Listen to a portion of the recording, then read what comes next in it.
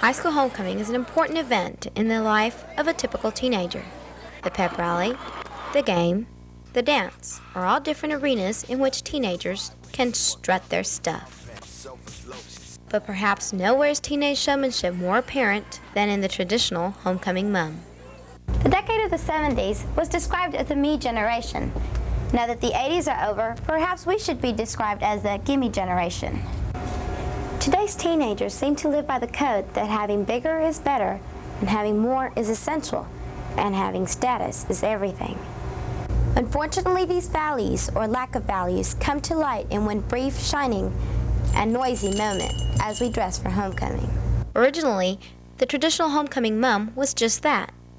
A mum, a live flower, sometimes a chrysanthemum, with a ribbon bow in the school colors.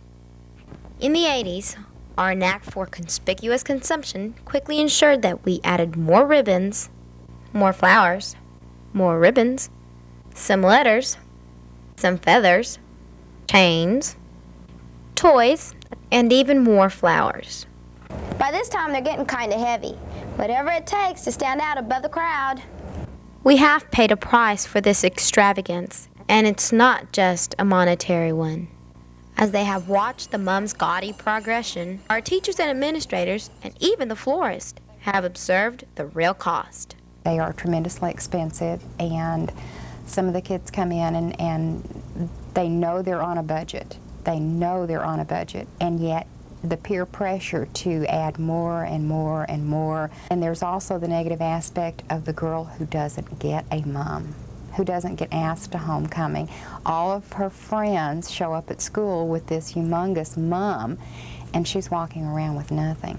I feel that the expense provides a hardship on some of our kids from middle to lower socioeconomic backgrounds. They can't really afford to spend that kind of money, and they feel badly.